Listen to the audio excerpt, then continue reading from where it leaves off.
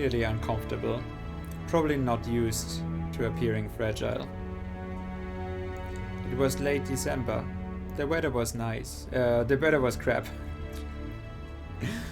Never been so cold in my life. The weather in the fountains and gutters was frozen out of water. At the office, most of my colleagues were sick. Stuck in bed. I was sick too, but I was new, so I sucked it up. I was blowing my nose every 5 minutes. My nose was red. My breath reeked of cough drops. And I'm getting a cold as well here. We all looked like we were about to keel over. The switchboard phone rang and no one answered. I sighed, got up, picked up the phone. A woman screamed in my ear.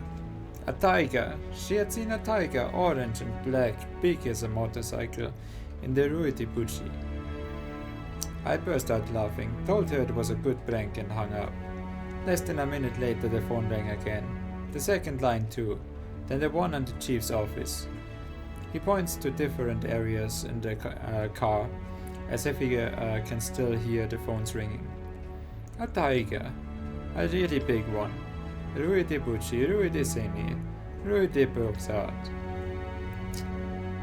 Rue de Boart. The passenger rubs his chin and seems deep in thought. We were starting to think something fishy was going on. So we gotta move on. We grabbed our coats and scarves. One of the guys from the squad called his brother-in-law, who worked at the zoo in Vincennes, his eyes. Outside it was snowing buckets, huge flakes the size of gear shifts there. We were better off on foot. When we got to Saint Michael, we walked down to the Quai des Grands Augustins, knocking on doors. The people we talked to wanted us to take the word for it. They swore they'd seen a tiger, and they were dead serious. We walked the streets. The snow was slowing, but only barely. He looks at you. I'm sure you are familiar with that moment, in the middle of the night, when Paris is completely quiet. You're not. It's incredible, like the city just stops for a moment. Yeah, well it was just like that.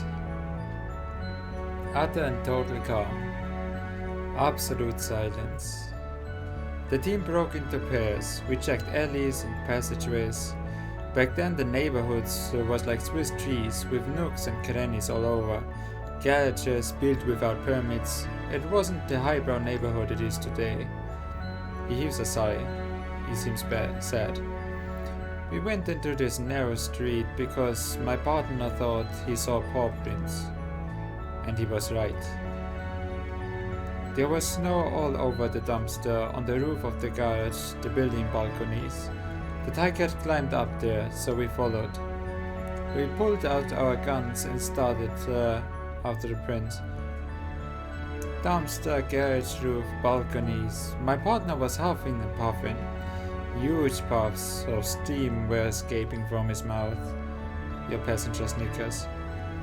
He stopped and told me that we must look like our ancestors, like prehistoric men wielding flint spears.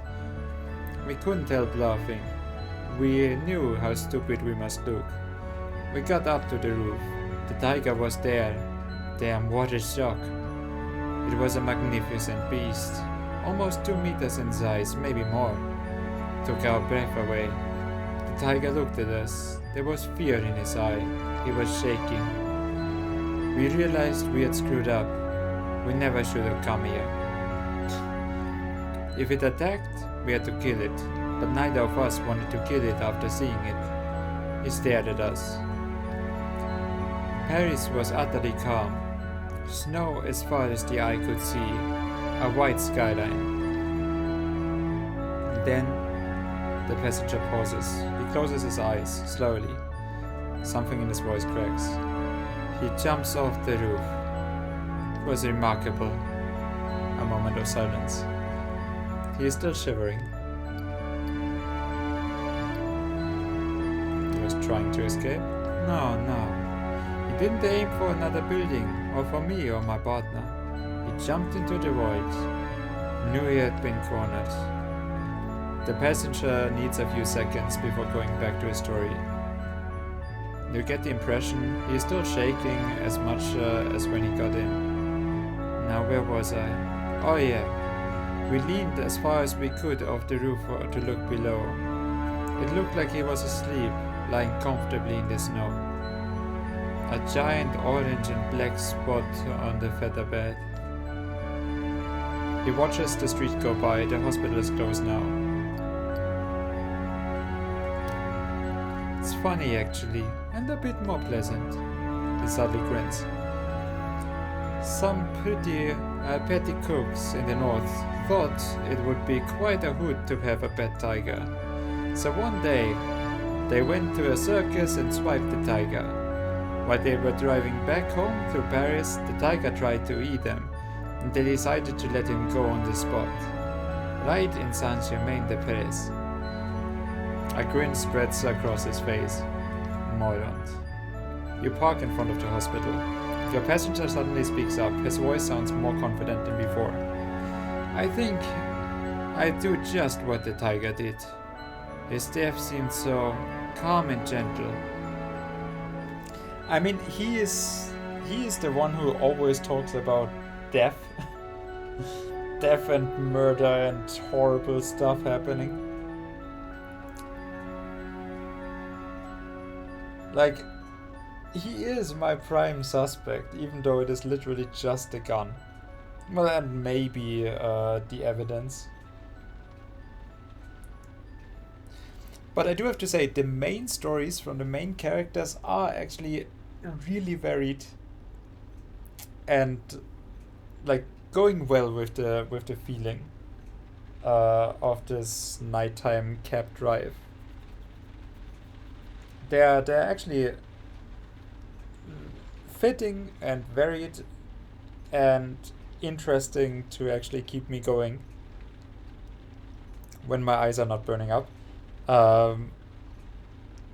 They feel like they actually hold all of the craziness together. Yes. Feels like a pretty alive city, which is basically the thing that you have to do to make this feel, you know. If otherwise they're just feeling like random customers coming on that just don't make up a city. But yeah, with all of that colorful craziness and then having the grounded stories, there's a nice variety and mix that makes up, you know, what I was missing with Neo City, where everyone came in and had some profound wisdom story to tell. And here it is actually just, yeah, there's a lot of whimsical shit happening that I'm not quite sure is even worth it to listen to. And that is exactly what it is in a city. There's a lot of people, a lot of talking. You don't know if any of it is more important than something else. You find meaning in it sometimes, but a lot of it is really just incomprehensive. Just life going on for everyone all at the same time. And everyone thinking their thing is the most important. But then there seems to be, some kind of gravitas with those main characters that the others are missing. So they do stand out. And it is making for a nice contrast.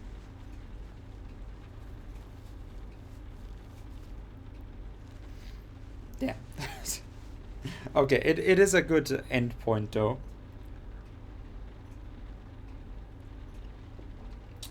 Before my eyes fall out. And almost 5 a.m. So I'm feeling I have done my part tonight. It can't hurt too much to fall onto a huge bed of feathers. He glances quickly at his shaking hand. In the rearview mirror, the police inspector seems oddly small, as if he had shrunk during the ride. Seriously, it can't hurt too much. He hands you his money and gets out the cab. You watch him walking away without saying a word. The sliding doors at the entrance of the hospital take far too long to open. You drive away. Again, no tip. He is definitely the murderer.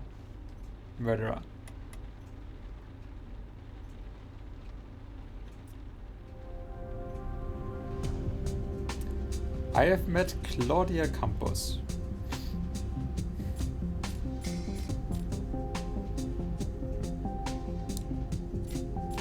I have charmed Claudia.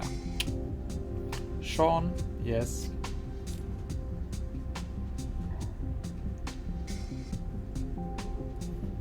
Losses 157. I helped Sean. You have met Hussein. I have met myself. The devil.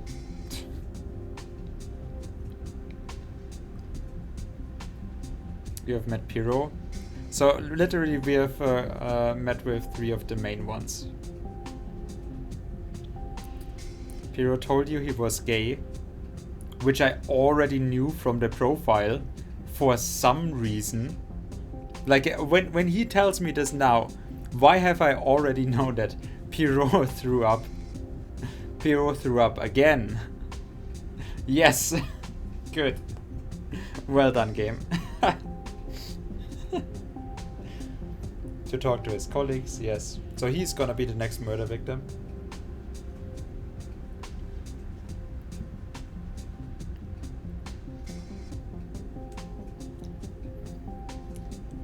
Fragonar hunted a tiger.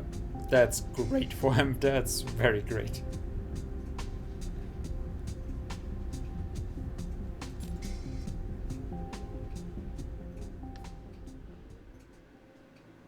You take a few minutes to update your board with new clues.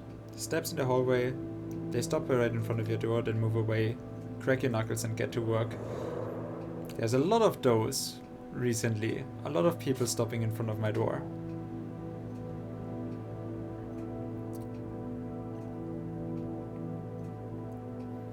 So yeah, here, gay in a relationship never enclosed this information at work. We already had this information. Why?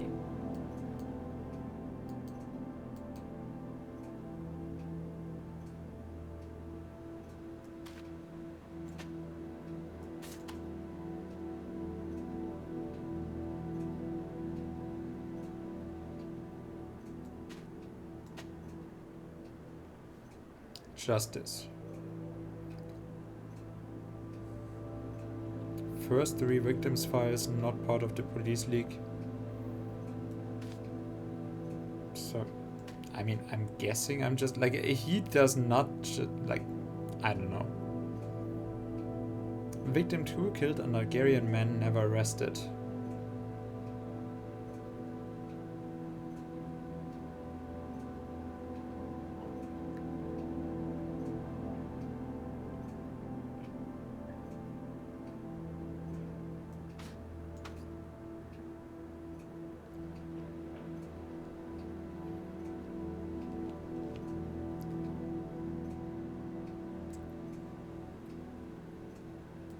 I mean, maybe, I still don't know, justice, protected by Cinquemea? Like, none of those clues make any sense to me, quite frankly. With a heavy hand, you wipe your tired face. You slide onto the open sofa bed. The events of the day run through your head. The streets, the passengers, their faces, their problems. Your brain is running at full speed. Your body aches and you are in pain. You can tell you need to get more sleep. You glance at your investigation board. Your hands are shaking. You don't quite know what's happening around you anymore. For a short moment, the room around you starts to flutter. You shake your head and your mind wanders for a second. Your eyelids flutter once and you are asleep.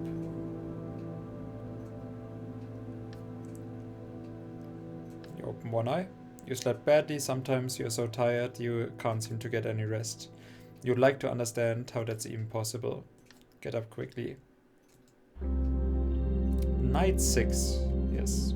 So, let's see if when I start this,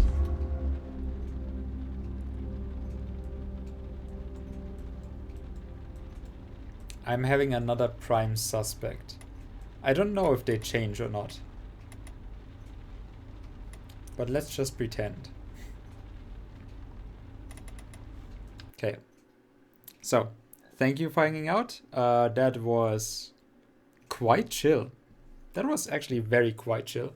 So yeah, thank you very much for hanging out. I do appreciate it.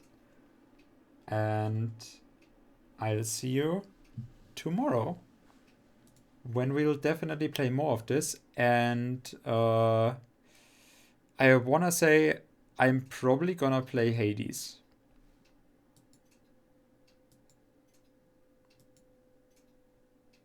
I don't know, but I think I feel like playing Hades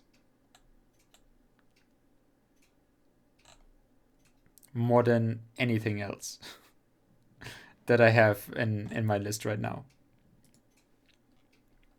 Yeah. So, I mean, that is exactly the feeling for a 3-year-old game that I should have to actually get started with it. So yeah, have a good one. We know what we are gonna do tomorrow.